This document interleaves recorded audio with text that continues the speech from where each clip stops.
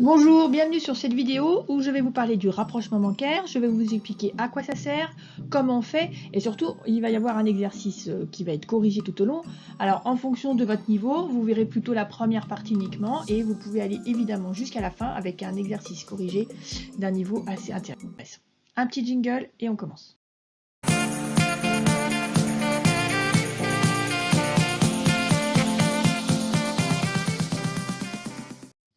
Alors, premièrement, on va parler de pourquoi est-ce que dans les entreprises, de façon générale, est-ce qu'on fait des rapprochements bancaires, et on va voir que c'est un problème d'asymétrie d'information.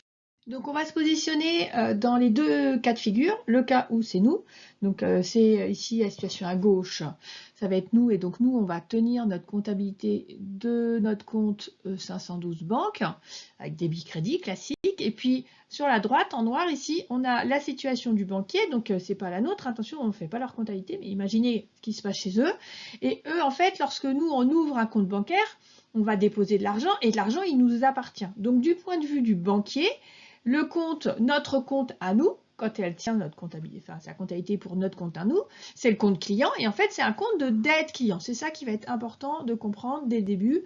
Vous allez voir comment ça fonctionne. Hein. C'est-à-dire que l'argent qu'on dépose en banque nous appartient, donc en fait la banque a une dette envers nous dès lors qu'on a déposé de l'argent chez elle. Alors du coup, on va voir comment est-ce que cette comptabilité elle se passe des deux côtés pour les mêmes opérations. Donc en rose, nous, et en noir, le banquier. Donc, première étape, premier exemple, pardon, on va partir sur le fait qu'on dépose de l'argent en banque. Donc, quand on dépose de l'argent en banque, pour nous, c'est un flux financier entrant. Donc, dans le compte banque, où c'est des flux financiers qui rentrent et qui sortent, on va débiter le dépôt d'argent. Ici, on est bien en débit. Hein, c'est un flux entrant. Il est rentré dans notre compte en banque, l'argent qu'on a déposé. Pour le banquier, l'information, il l'a en même temps, donc il y a eu un dépôt d'argent en banque, mais lui, pour le banquier, ça veut dire qu'il a une dette envers nous, c'est-à-dire que nous avons une créance sur lui, donc cette fois-ci, dans son compte, il va y avoir une créance, un crédit, hein, c'est de l'argent qui va sortir, le banquier a une dette envers nous, qui nous envoie une reconnaissance de dette, il nous envoie un papier comme quoi il asserte que j'ai bien déposé de l'argent en banque, que cet argent m'appartient et donc il me doit de l'argent. Cette fois-ci, on a donc un crédit du même montant, hein, puisque c'est un flux sortant, une reconnaissance de dette envers nous. Deuxième cas de figure, je fais un chèque. Et donc, lors de la signature de ce chèque, qu'est-ce que je vais enregistrer dans ma comptabilité? Je vais enregistrer qu'il y a de l'argent qui sort de mon compte banque. Hein. J'ai un flux financier sortant au moment où je fais le chèque.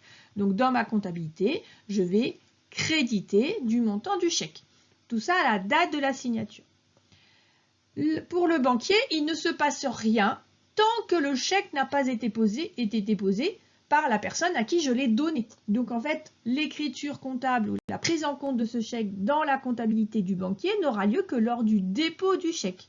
Et cette fois-ci, en fait, le banquier va payer l'argent qui est marqué sur le chèque. Donc ça va réduire la dette qu'elle a envers nous. Donc cette fois-ci, on a un débit du montant du chèque, mais alors deux choses, donc on se rend compte à chaque fois que c'est inverse, hein, on a en fait une vision miroir, et attention, elle ne pourra enregistrer ça que lorsque le chèque aura été déposé, alors que moi j'ai l'information dès que j'ai signé le chèque. Troisième cas de figure, les frais bancaires. En fait, moi je ne vais pas passer d'opération d'écriture comptable tant que je n'ai pas l'information par la banque, c'est-à-dire tant que je n'ai pas le relevé bancaire. Au niveau du banquier, en fait, le relevé bancaire va consister à facturer les différents frais bancaires. Pour le banquier, c'est quelque chose que je vais devoir, donc ça réduit la dette qu'elle a envers moi. Donc encore une fois, je vais débiter. Et là, en fait, moi, je n'ai pas l'information dans ma comptabilité. Il va falloir que le banquier me donne l'information pour que je la comptabilise.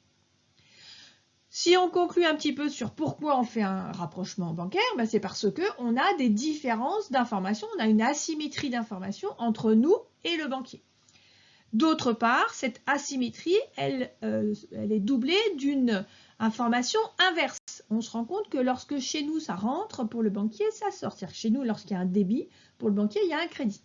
Conclusion, lorsqu'on regarde à la fin d'une période les soldes des différents comptes, moi, dans ma comptabilité à moi, si tout va bien, j'ai plus d'argent en banque que J'ai de l'argent en banque plus que ce que j'en dois. Donc j'ai eu plus de flux entrant, donc j'ai un solde débiteur. Je vous rappelle que le solde débiteur, on l'inscrit au crédit pour solder le compte. Et pour le banquier, au contraire, il me doit de l'argent. Hein, j'ai une créance sur mon banquier, donc lui aura un solde différent de par la différence d'information, mais surtout de sens inverse, ce sera un solde créditeur. Et donc c'est pour ces cas-là, pour ce phénomène-là, qu'on va faire un rapprochement bancaire pour s'assurer que finalement, à la fin, on retrouve à peu près les mêmes informations, hein, en complétant des informations données par le banquier. Donc pour s'assurer qu'on n'a pas fait d'erreur, si on a un solde de notre compte banque et s'il y a un solde du relevé bancaire qui est différent, c'est pas pour ça qu'il y a des erreurs. Il va falloir récupérer les mêmes informations pour pouvoir comparer ce qui est comparable.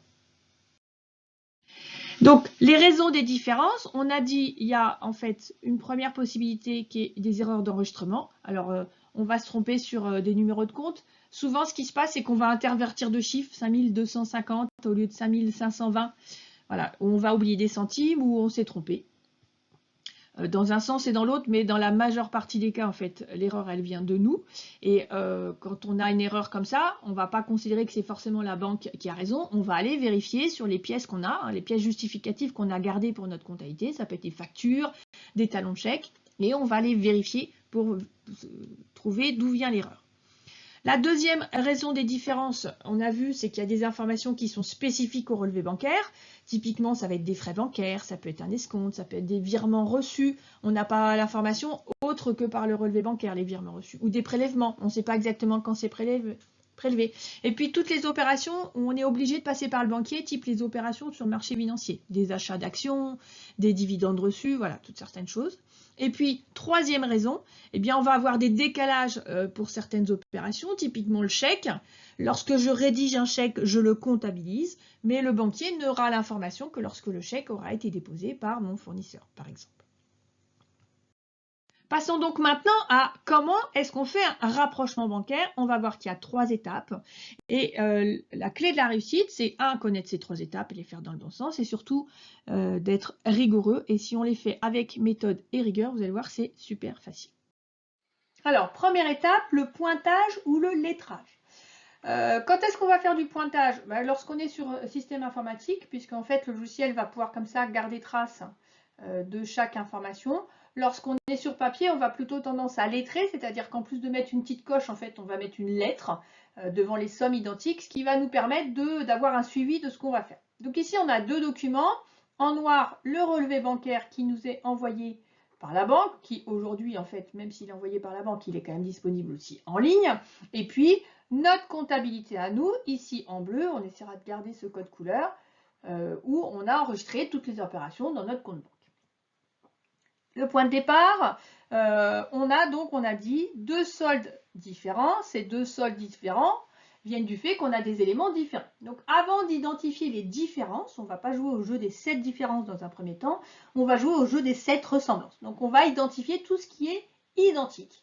Et tout ce qu'on n'aura pas identifié comme identique, ce sera des choses différentes qu'on va traiter ensuite dans l'étape 2 et dans l'étape 3.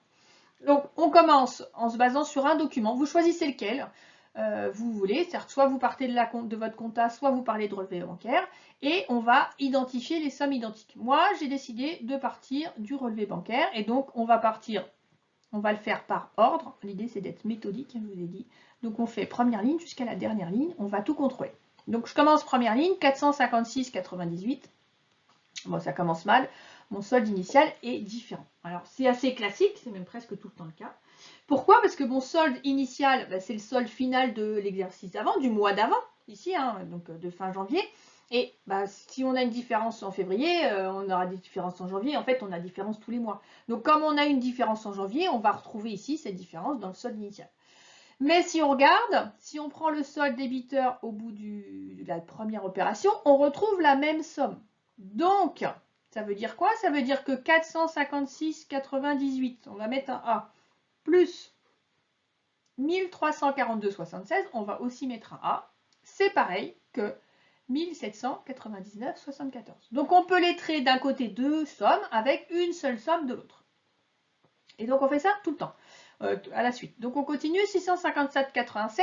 Je retrouve la même somme ici dans ma comptabilité. Par contre, à vérifier qu'on a bien le même numéro d'opération ou de pièce justificative. Ici, c'est bien le même chèque, donc je peux lettrer. Alors pourquoi il faut faire attention? Vous avez des opérations qui reviennent avec tout le temps les mêmes montants sur les chèques. Et il faut bien s'assurer que celui que vous lettrez, que vous pointez, bah, c'est bien le chèque qui a été prélevé. Hein, donc ça va être important de vérifier à chaque fois. Ensuite, on continue, remise de chèque. Alors remise de chèque, si je regarde, le montant n'apparaît pas tel quel dans ma comptabilité. Mais ici, j'ai deux chèques de client Granger et le chèque du client Franca. Et si je fais la somme des deux, c'est magique, je tombe sur 15 984,76. Donc je peux lettrer 15 984,76 avec 3 546,87 et 12 409. Donc, décidément, j'ai du mal à faire les lettres.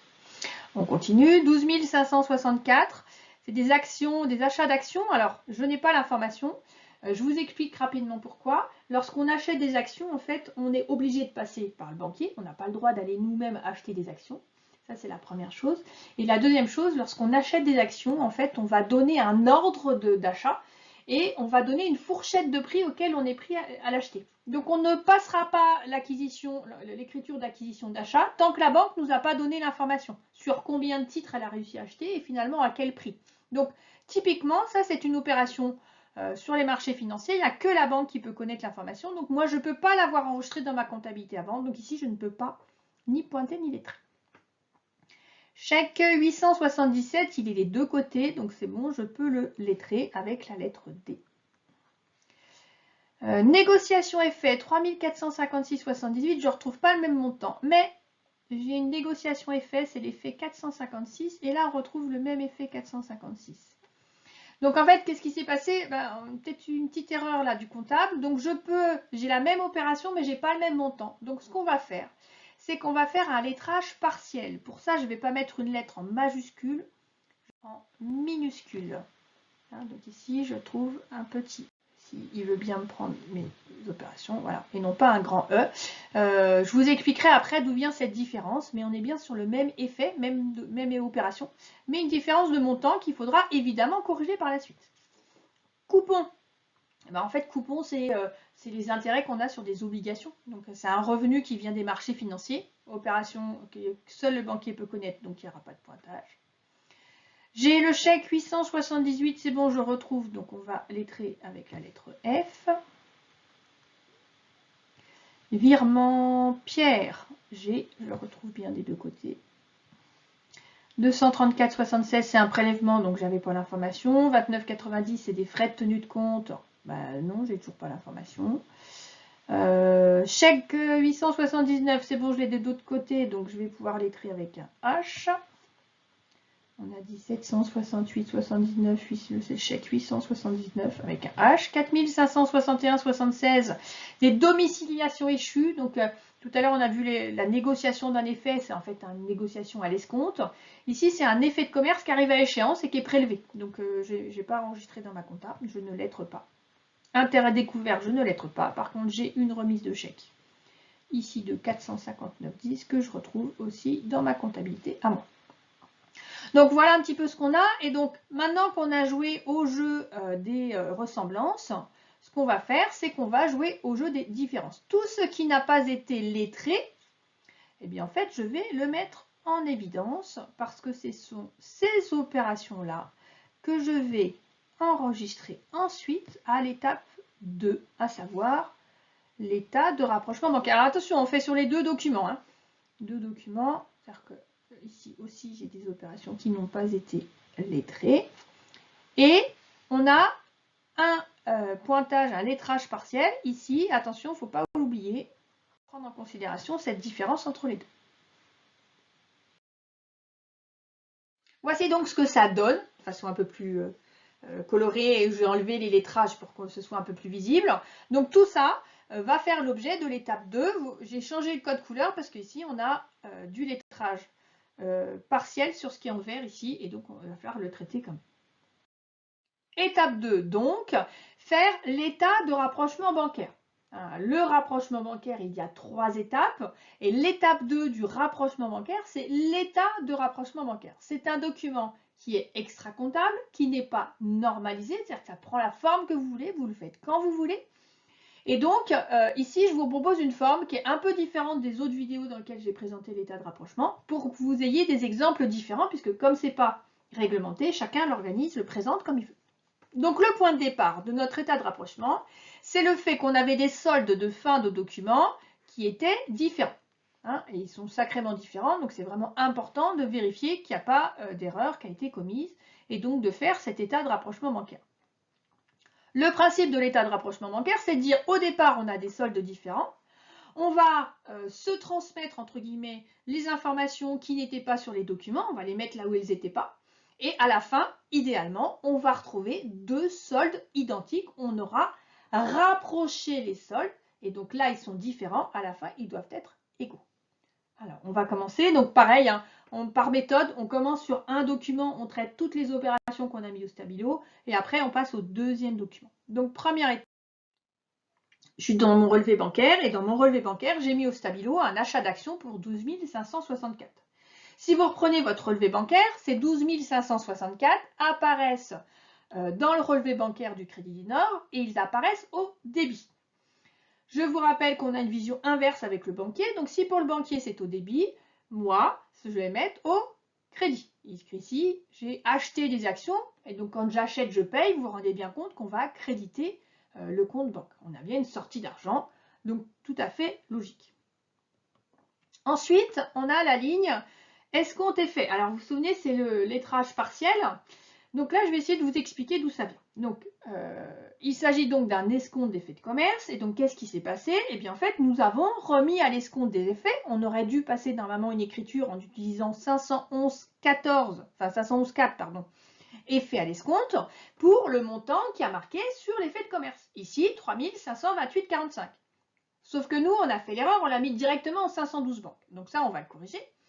Parce qu'en fait, la banque, sur les 3528,45 qu'on lui demande de nous financer, eh bien, elle va dire oui, je finance tout, mais ça va vous coûter de l'argent, ça va vous coûter des intérêts, des frais. Dans ces frais, en fait, que la banque nous a prélevés, c'est pour ça qu'on n'a pas le même montant, elle nous prélève, elle nous dit, hein, c'est marqué sur le relevé bancaire, 56,07 d'escompte plus la commission. Le 56,07 d'escompte, alors pour ceux qui veulent vérifier, revoir la notion d'escompte d'effet de commerce, je vous mets un lien là si vous voulez pour aller voir. Donc les 56,07 € d'escompte, c'est en fait des charges d'intérêt. Elle a regardé la différence de timing entre l'argent qu'elle va me donner maintenant et l'échéance, et puis elle a appliqué un taux d'intérêt. Et puis la commission, ben, c'est en fait le service qu'elle me rend en m'escomptant, et donc cette commission, elle, contrairement aux intérêts qui ne sont pas soumis à TVA, la commission correspond à un service, c'est un service bancaire, et donc cette commission est soumise à TVA. Donc finalement, sur les 3528,45, elle nous a versé uniquement 3456,78. C'est ce qu'on retrouve dans le relevé bancaire. Donc moi, il va falloir que je réduise le montant que j'avais mis dans ma comptabilité, puisqu'elle ne m'a pas versé 3528,45, elle m'a versé 71,67 de moins. Donc ici, je viens réduire le montant que j'avais de 71,67 qui correspond à l'escompte, à la commission et à la TVA que la banque m'a prélevé pour me donner l'argent plutôt que l'échéance normale de l'effet de commerce. On continue donc. Coupon Air France. On a dit on m'a donné de l'argent. Ben, en fait, la banque avait l'information, elle l'avait mis au crédit, ce qui est normal. Moi, j'ai la vision inverse, effet miroir, donc je le mets au débit. Prélèvement France Télécom. J'ai été prélevé, je ne l'ai pas comptabilisé dans ma compta. Par contre, la banque a l'information, c'était du débit du relevé bancaire. Donc moi, je l'enregistre au crédit, hein, ce qui est normal. Hein. Lorsque je paye France Télécom, j'ai bien une sortie d'argent de ma banque, j'ai bien un crédit hein, du compte banque. Et on fait ça aussi pour les frais de tenue de compte. Et donc jusqu'à la fin, toutes les opérations qu'on a mis au stabilo du relevé bancaire qu'on n'avait pas en nous. Juste une petite précision ici sur les domiciliations échues. Donc les domiciliations échues, c'est moi qui ai payé avec des effets de commerce à une certaine échéance. Et bien là, on est arrivé à l'échéance et donc la banque a payé. Deuxième chose, il y a quand même l'autre document dans lequel il y avait des informations qui n'étaient pas dans ma comptabilité à moi, enfin qui étaient dans ma comptabilité et qui n'étaient pas dans le relevé bancaire, il faut aussi que je les rapproche. Donc on a le chèque 23 875, donc moi je l'ai mis au crédit dans ma comptabilité, donc la banque, il faut qu'elle le prenne en considération au débit. Les salaires février, c'est assez classique, hein, on est en fin de période, donc moi j'ai comptabilisé mes salaires février, mais la banque n'a pas encore eu l'information complètement. Et chèque Calypso, pareil, on est en fin de mois, c'est souvent ça hein, qu'on va retrouver. Mais en fin de mois, moi j'ai eu un chèque que j'ai enregistré comme étant versé, finalement la banque elle l'a pas encore enregistré, donc je le mets au crédit. Une fois que j'ai fait toutes ces opérations-là, je vais m'assurer, donc je vais faire les totaux et je vais calculer les nouveaux soldes. Et là, magique, j'ai un solde de ma comptabilité à moi de 877,70 et j'ai un solde du relevé bancaire corrigé de 877,70. J'ai donc bien rapproché les deux soldes de mes documents qui sont maintenant identiques. Donc j'ai fini mon rapprochement bancaire. Alors petite précision, ici j'ai travaillé sur le relevé bancaire, mais ça c'était que pour moi pour faire une simulation. Je ne vais pas dire à la banque, attention, il faut changer votre comptabilité. Hein. Donc moi, c'est juste une simulation pour vérifier qu'il y a bien cohérence entre l'information que j'avais et l'information qu'il y a à la banque. Hein. Donc l'idée, c'est bien rapprocher les soldes et non pas de modifier pour l'instant la comptabilité chez l'un chez l'autre. Moi, ce qu'on va faire maintenant, c'est uniquement travailler dans ma comptabilité à moi pour mon compte 512 001 Crédit du Nord. Donc ce qu'on va faire, troisième étape, on va corriger notre comptabilité. Donc pour ça, on va prendre que la partie de gauche de notre état de rapprochement bancaire. Hein. Je n'ai pris que la partie, le compte 512 banques. Ici, en fait, ce que j'ai fait, c'est que j'ai identifié, alors on ne va pas reprendre le solde, mais on va reprendre toutes les opérations. J'ai identifié toutes les opérations qui manquaient dans mon compte 512 banques. Donc maintenant, on va prendre notre journal de banque, si vous voulez, et on va comptabiliser toutes ces opérations, puisque maintenant j'ai l'information, il faut donc que je les comptabilise pour avoir une comptabilité à jour. Donc pour ça, il va y avoir deux écritures. Premièrement, c'est une écriture au débit du compte banque, hein, puisque on vient de voir qu'on avait des écritures dans la colonne de gauche débit et une écriture dans la colonne de droite crédit. Et bien on va passer ces écritures. Alors, de façon générale, je vais vous traiter l'exemple après, mais je vous explique déjà de façon générale. Je vais avoir une écriture au débit du compte banque, donc je débite bien évidemment le compte banque. Et puis, qu'est-ce qu'on va retrouver? On va retrouver souvent des paiements vers les fournisseurs. Donc, on va créditer un compte de la classe 4. On peut retrouver des produits financiers, compte de la classe 7. Hein, donc, voilà, c'est des informations grosso modo qu'on va retrouver au débit du compte banque. Et puis, pour les écritures au crédit du compte banque, donc là, c'est l'autre colonne.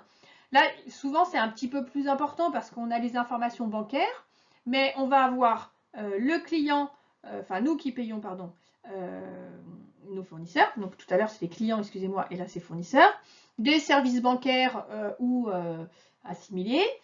Parfois il peut y avoir du remboursement d'emprunt, compte 16, là c'est du remboursement d'emprunt, et puis dès qu'on a des charges soumises à TVA, on aura la TVA déductible. Attention, cette TVA déductible, on ne l'aura que si ce sont des opérations bancaires, hein, puisque les autres opérations, on a besoin de la facture pour enregistrer de la TVA déductible.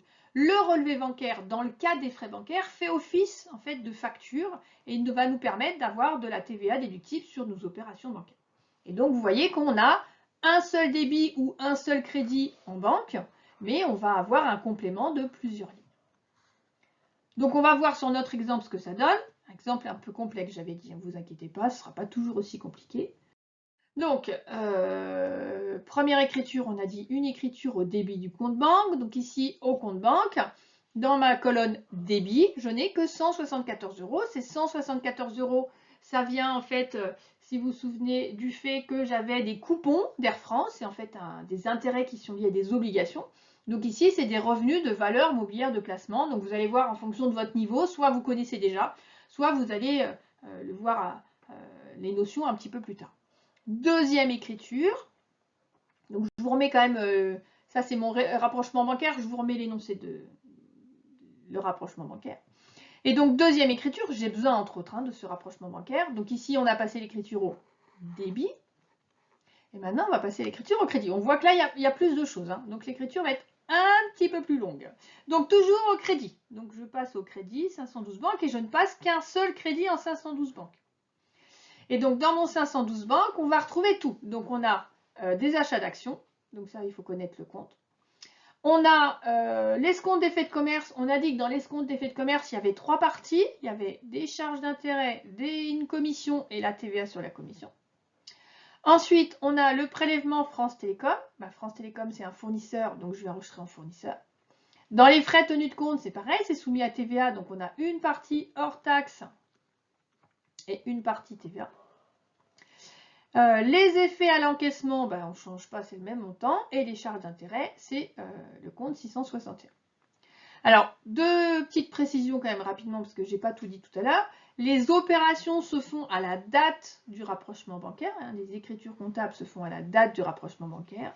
Et le libellé d'opération, ce sera selon état de rapprochement bancaire. C'est-à-dire qu'il faut bien garder le document extra-comptable qui est l'état de rapprochement bancaire pour justifier des écritures passées. Alors ici, si vous regardez l'écriture, elle est un peu complexe. On a plusieurs fois des charges d'intérêt. Donc on peut un peu la simplifier si on veut. Et donc si je simplifie, si je somme les différents montants, voilà, j'ai limité un petit peu, c'est pas surligneur, j'ai limité un petit peu tout ça. Mais si on regarde les montants, en fait, on va se retrouver avec, ici, j'ai regroupé les différentes charges d'intérêt et les différents comptes de TVA et services bancaires. Je les ai regroupés, ce qui fait moins de lignes. On peut garder les détails de chaque ligne séparément.